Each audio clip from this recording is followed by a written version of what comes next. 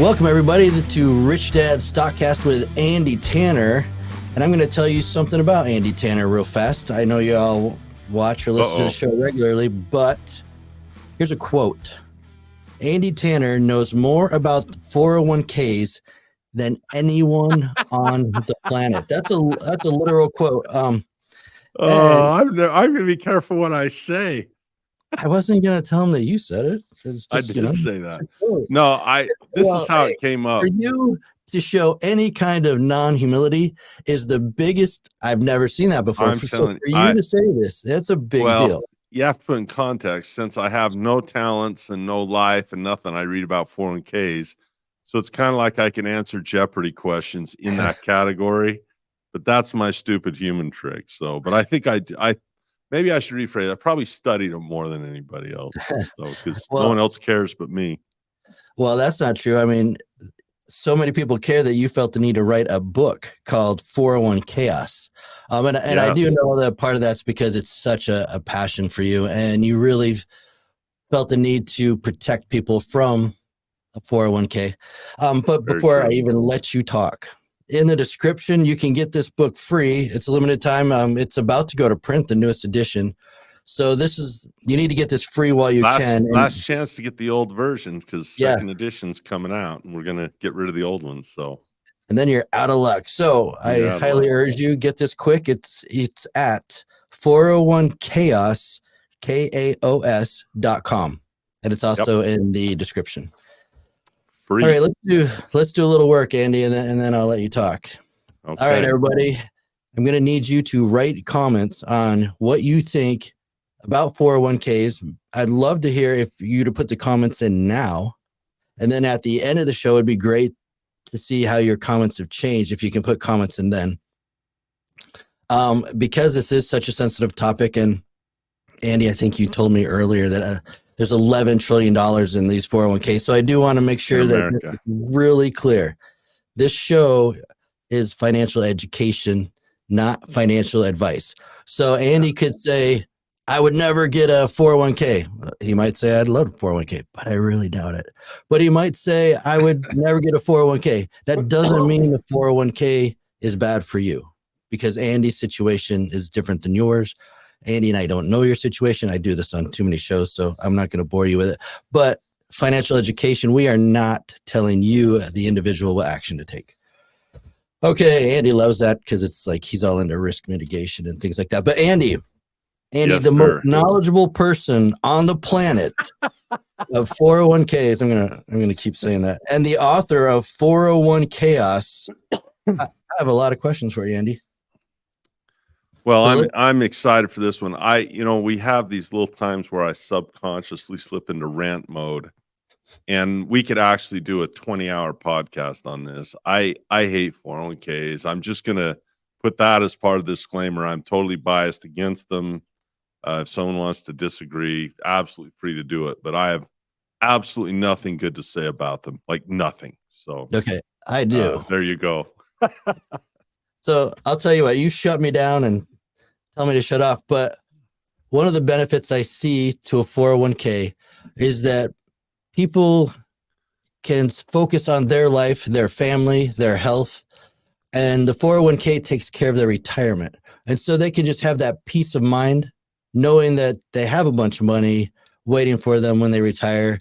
And that's just something they don't have to study. They don't have to get their financial education. They can just drop their money in. And often the employer will match money or give money of some sort to reward their employees for putting their money in. So those are two pretty big benefits, I'd say. I appreciate you playing the devil's advocate. So everything that you said right there is completely untrue.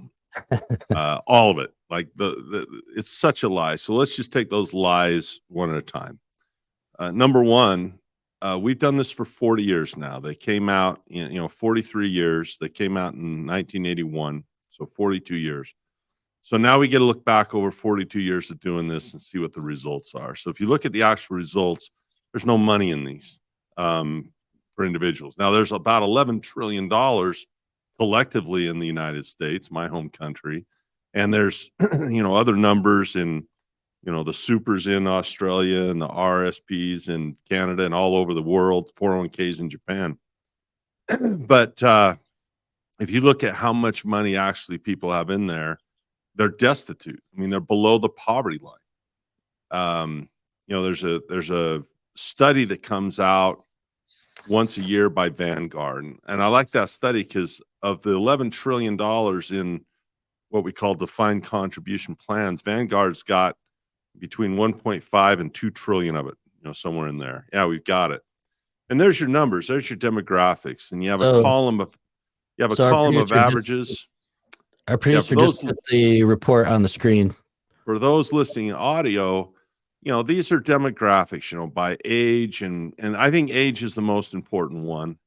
But there's not a number on there you could retire on, not one.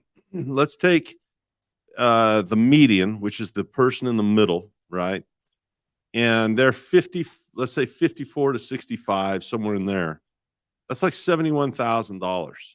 So they're going to retire with $71,000. Now, let's say you're going to go 4% rule, which is a very popular rule. You take 4%, out and whatever. It's like $200. It's like $230 a month.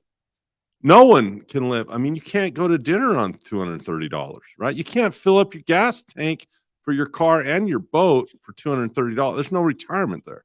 So the idea that someone's going to sit there and think they have this massive amount of money accumulating, well, it just hasn't happened. I mean, there's probably the largest sampling you can find, because Fidelity and Vanguard are the two largest, and that's where you sit after 40 years. Are you going to get $200 a month? And they're going to blame you for that. They're going to say, well, you didn't save enough, and you only put in 4% when you put in 7%, and blah, blah, blah, blah, blah. They don't work. There's your numbers. They don't work. Okay, but and you can blame whoever you blame whoever you want to blame. Those are the numbers. They don't work. Okay, but I did a little studying, oddly enough, for this show, It says that they actually have a return of 4.9%. So how can you say that all that money they put in, they got a return of 4.9, and there's no money? Let's talk about this. And this is one of the biggest things. Okay, so a person's going to have a decision to make. Okay, they're going to have a decision to make. Do you want to be in the advice culture, or do you want to be in the education culture? Make your choice. You want to be dumb and take advice. You want to be smart and ignore the advice and do what you know is right. So let's look at the S&P 500. If you take the Standard & Poor's 500 historically over, last however many decades, more recently it's been 10%, but let's take it down to 8, right? Take it way back, decades, and let's say you get an 8%. Well, it takes zero intelligence to buy the S&P, like none. Like it's listed out there. It's a bunch of, they're large cap companies and several, each sector, it's called sector representation. Each sector is fairly represented, fairly well. And if a person just buys the S&P with no knowledge, with not knowing anything, okay, that's been yielding 8%, which I don't think is that good of a return, but it's 8%. But here's what people don't get. It's the compounding. It's the compounding. Look, two things I've taught my sons to study: leverage, compounding. Those are the two most powerful financial education concepts you can have. You get a lever long enough, you can move the world. And compounding, we all know, I think it was Einstein, said it was this powerful force in the universe. So what 401ks do is they steal your compounding power. It's that simple. They steal your compounding power. They steal it. And what does that mean? So here's what it means. The fees that they pay, and I think the person that put this better than anyone else I've ever heard talk about it is actually the late John Bogle, who founded Vanguard. I mean, the guy who freaking founded Vanguard is like articulates this better than anyone else. He says, look, this is called a compounding cost. So let me show you what you do with this. And I'll just share with you what Bogle says on it. He says, if you're on Wall Street, you're going to look at a person based on actuarial tables. Okay, you're going to say, when do they start investing? Okay, about 20 years old. When do they, retire? 65 years old. So there's 45 years. And then from 65 to 85, you die at 85. So that's 65 years of investing potential they see from age 20 until you die. That's how long they want your money. Okay. That's how long they want it. So if you want to have some fun with this, take $1,000 and go to any compounding calculator and look at what the potential earnings of that $1,000 is over human life. So you take that $1,000, you put it in at 8% for 65 years. That's going to grow to just shy or just over 140 grand. It's like $148,000, just shy of 150. So this is what you've got to know.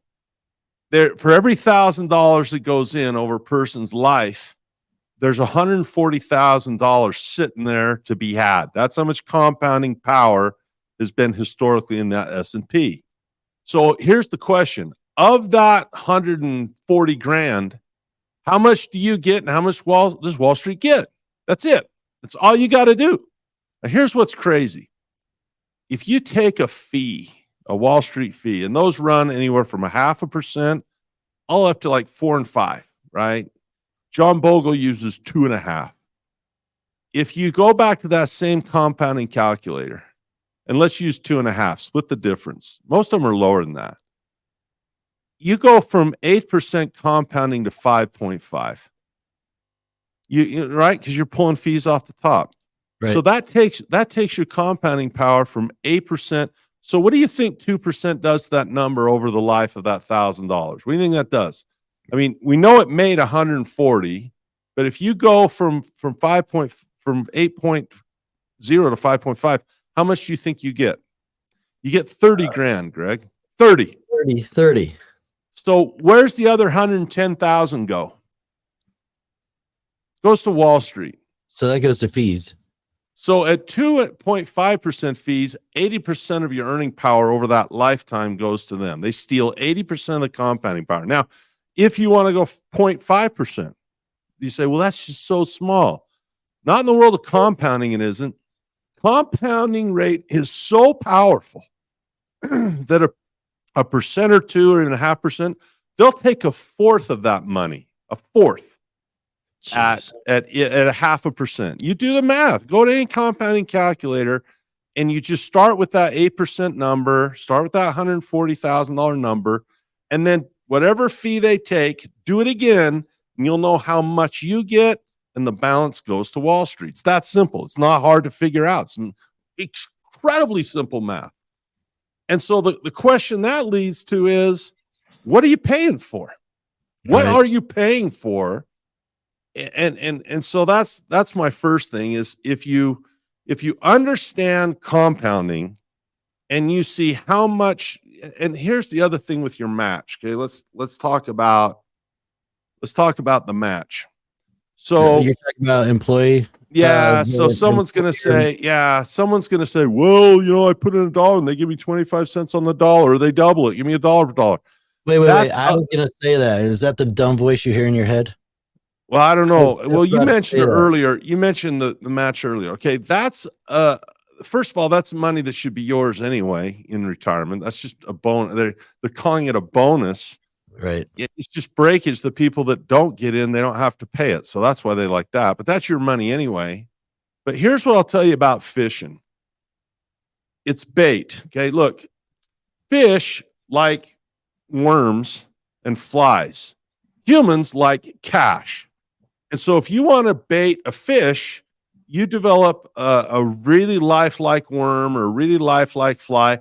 And the more lifelike it looks like, the better it conceals a hook. Well, if you can do the same thing to a human being and throw some money out in them, they might not see the hook. They're just going to chomp on that money. That if you take the compounding and you can play with the same calculators, it doesn't matter because all of that match is going to be swallowed up in the fees the same way anyway. It doesn't really matter. I mean, let's say that you take your $1,000. Okay, 500 was yours and 500 was the company match. Okay, it's still the same math on the $1,000 you put in. It's the same thing. They're gonna get it. They're gonna take that compounding power, and it's just a hook to get you to do it. It's a hook to get you in. But here's the other point. I don't know when we got to go to break. I mean, should I make the big point before or after the break? You should probably make it after, and if you'd like, freaking point. Well, I do have a question, and then we'll get to the. Tell this stuff gets me going, man. This stuff, I'm gonna say, like, it's so 100% rant. Well, it makes me crazy because people still argue in favor of 401ks. The legislation is now automatic enrollment, mandatory enrollment, and all this does is funnel money to Wall Street. It is the biggest heist ever. No one's ever knocked over an armored car for 11 trillion. Okay, this is and it's legal. That's the thing. It's a heist that no one can call the police on. They just take the money. No one can call the police. It's legal. They just took it. They steal the compounding power. There's another benefit I didn't bring up. So I actually looked up benefits on Google. And, we haven't talked about taxes. And what they said, one of the biggest benefits is deferred taxes. What's your thought on that? Maybe I'll talk about that after the break. Here. Okay. That is if you have a plan to be poor later. First of all, like real estate investors, if you use debt the right way, you're not going to pay tax. If you have a Roth, you're not going to pay tax. So there's already, tax-free plans instead of tax deferred. And what's crazy is, I'll go on a rant on this one. This is what's nutty is you have ordinary income and you have capital gain. So let's take a rich politician like Mitt Romney or somebody, right? Rich politician. He's going to pay 20% on his capital gain, and that's going to be much less than, say, a doctor who's in the 37% bracket, right? Ordinary income. Well, the reason that they're going to pay less is they're taking more risk. Does that make sense? Okay. In other words, the capital gain tax bracket is lower because I'm out there I can lose, right? I mean, you get a paycheck, you buy a stock, you can lose. So they get a smaller tax bracket because they take investor risk, right? Okay, great. Put your money in a 401k, and when you pull it out, you pay taxes on it. Guess what you're taxed at? Ordinary income. So you're taking investor risk, just like, Senator Romney, right? Or whoever, Pelosi, whatever rich, guy you want to take. You're taking investor risk, but you're not getting investor tax benefit. So don't talk to me about taxes. I mean, to me, that makes no sense. I go and I put my money in Apple, right, in the market, and I'm going to pay a capital gain of 20. And if I'm in a Roth, I pay 0, right? Right.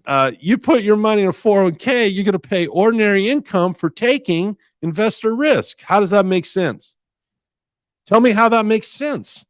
All I got for you is, your fish and hook analogy, and that is I don't get hooked till later.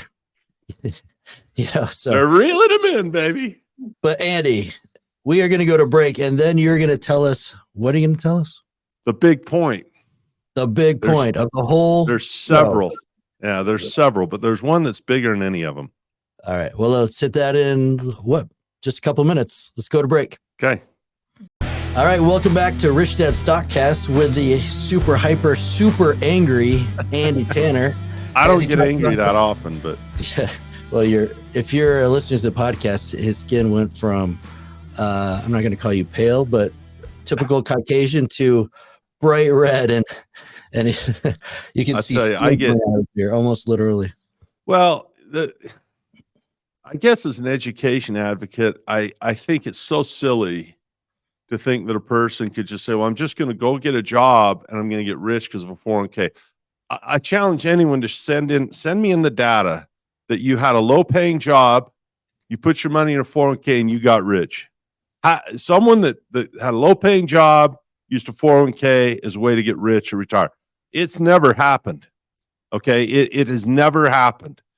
I wrote that first edition how many years ago? I have never in my life ever seen a poor person become a rich person because of a 401k. Now, if you're an executive and you already make a bunch of money, well, okay, great. You gave some of your money to Wall Street and had enough left over to make yourself happy. But I've never seen a poor person become rich ever in a defined contribution situation. Never seen it. Not one time. It's not a vehicle that works for it. It's not a vehicle that works. But I promised a big point, and I'll tell you what it is. Well, hold on one sec. You just mentioned your book 401 Chaos, and I want to make sure everyone knows that you can get that in the description, the show notes, because it is important. And free. Thank you. And Andy goes into this with much more detail, and you don't have to worry about him coming through the screen or your headset and punching I'm you. Choke anybody. So that's better. So John Bogle does the best job of describing you know what his words are? This is the founder of Vanguard. This is not my words. He calls it robbery and tyranny. Direct quote. Robbery and tyranny. Robbed investors of trillions. The tyranny of compounding costs is what he calls it. The tyranny. How can he say that? He basically invented it in the big picture. But he bailed. He bailed on Vanguard. I mean, when at the end of his life, he'd left them. So he started it, but he was one of the biggest critics of fees ever because he knew how it worked. But here's a point Warren Buffett makes, and no one believes him. I believe him. Warren Buffett, he talks about two things. He says, look, believe in American business, and I do. Capitalist. They're going to drive prices down. You're going to get more for less. Capitalism is deflationary. You're always trying to give more for less. You look at an iPhone today and an iPhone 10 years ago, you're getting so much more for less money. The battery life is longer. The cameras are better. The capability is better. You always get more for less, and they're always trying to drive prices down. Try to do an iPhone in 1980 and see what it would cost you to do everything that thing can do. Video camera, VCR, phone, everything. So capitalism is deflationary for sure. So you believe in American business, you're consistent. Warren Buffett said this. He said, the ultimate irony in the investment business is that there's no question that a doctor can deliver babies better than the husband or wife can. And if you take dentists as a whole, they can remove teeth or fill teeth better than the patients try to do it themselves. But in the investment world, somebody who believes in American business and is consistent can outperform the professionals as a group. And then he says this, it's the only industry I can think of where the professional efforts subtract value from what the layman could do himself. Now think about that.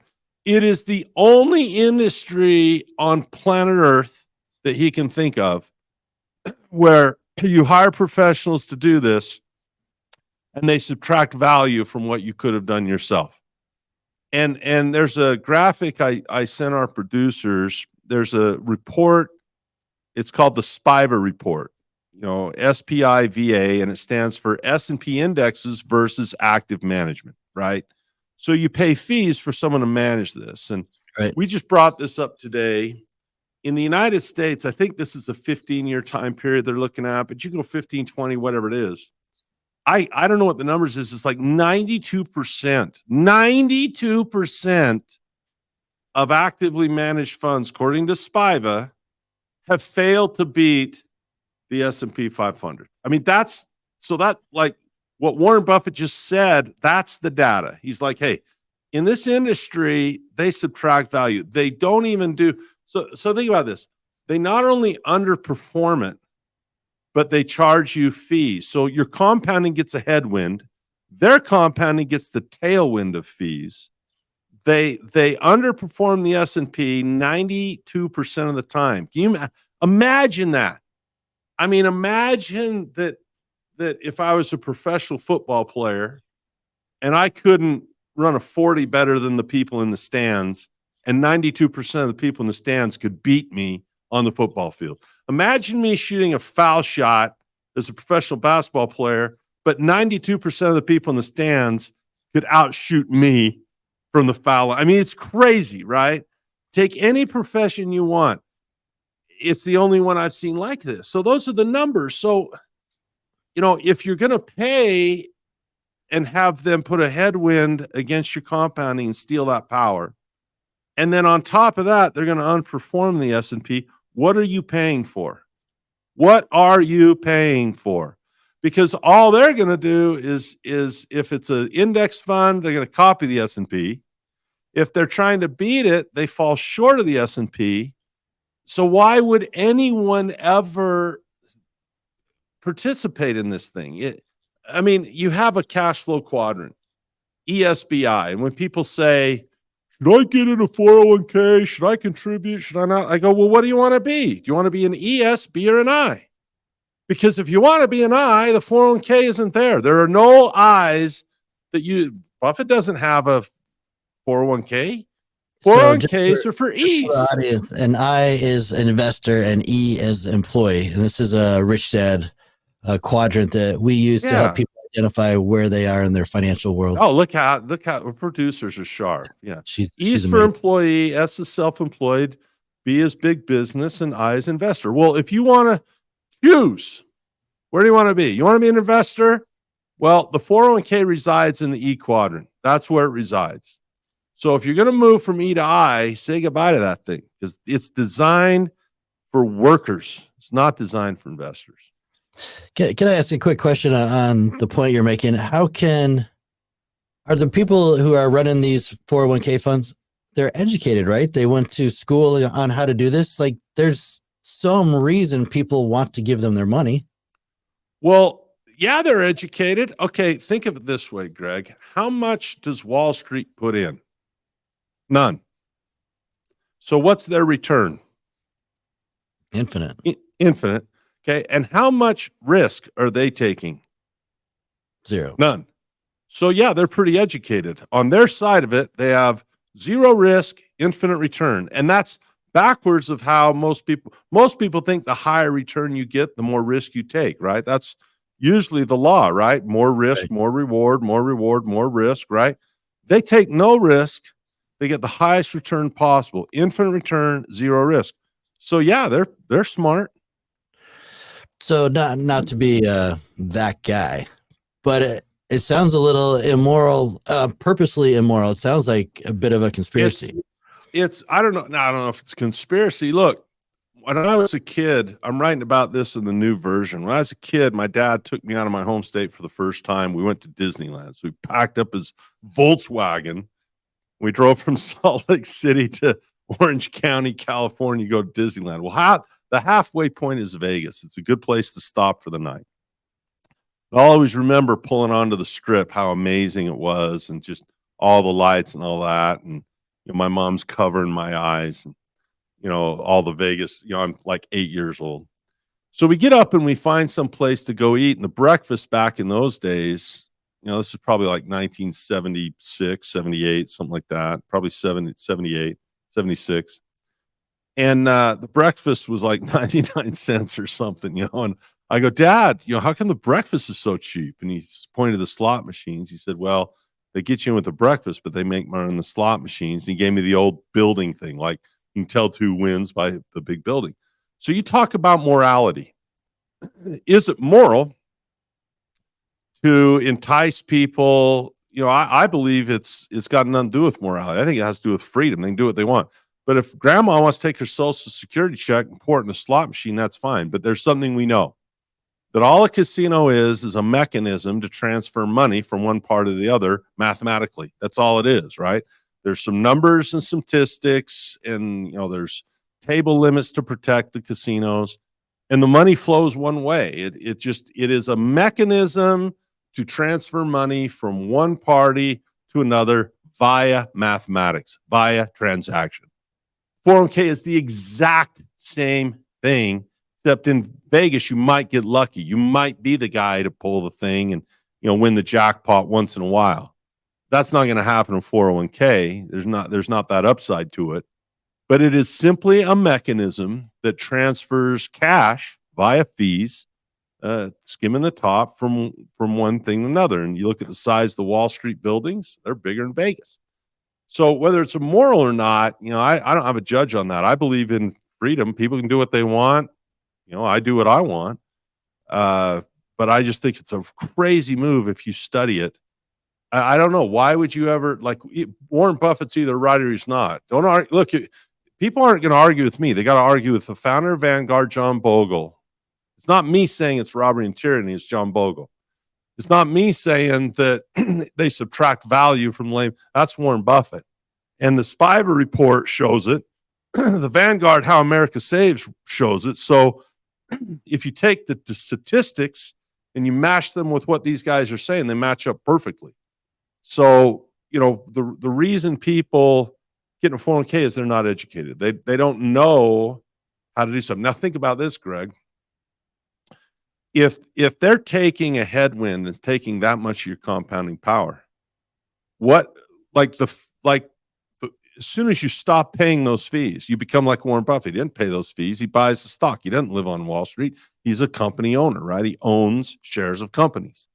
So the moment you eliminate that middleman of fees, you've already boosted your compounding power without knowing anything. Imagine what happens now if you learn to write a covered call and you add, 5% a year to that number. Knowing what the compounding formula does over a person's life, just adding 4 and 5% above that, normal number is a huge potential. So, I'm biased as an education advocate. So that's how I feel. So it looks like, okay, so I got my producer in my ear saying that there's a fire in the neighborhood and they just lost internet at Rich Dad headquarters. So, and maybe that's my fault, but I'll tell you this, like Greg said, you got to make your own decisions. You got to decide. A lot of people think the problem is 401ks and they stuck in the advice culture of saying, should I get in or that's like one of the number one questions I get. Should I get in or should I get out? Should I get in or should I get out? Is it a good idea or not? And that's not the education culture. That's advice culture. If I say stay in it, you didn't learn anything. If I say get out of it, you didn't learn anything. So the problem isn't 401ks. The problem is advice culture. The problem is a lack of financial education. What I recommend people do is to learn first before they make that decision for themselves. One of the reasons I give that book away for free is so people can get both sides of the story. So I'll plug that because it's free. It's 401chaos.com. KAOS is how it's spelled. Send me, put your email in there and I'll email you an e-copy of it and you can read it. But start with knowledge. Start with the statistics like I've shared with you today. And start with, what are my opportunities in real estate? What are my opportunities in business? What are my opportunities as an individual business owner in shares of companies like Warren Buffett is? And then you can have a decision to make that's educated rather than saying, what's best, in or out? That's not how it is. And I think one of the toughest parts of being an education advocate is fighting against the advice culture where everyone says, well, if I had $10,000, what would you do with it, right? Or what do you think's going up or down? What do you think? Tell me what to buy. No, don't learn what to buy, learn what to read, learn what to study, and you'll be better off. So we apologize we lost Greg, but that's my feeling on 401ks. And yes, I've studied them enough that I'm not a fan. I'm not a fan. So with that, we thank you for watching the Rich Dad Stockcast, and also put your comments in. We've had a lot of great show ideas from people's comments. So with that, we wish you the best of luck, and we'll see you next time.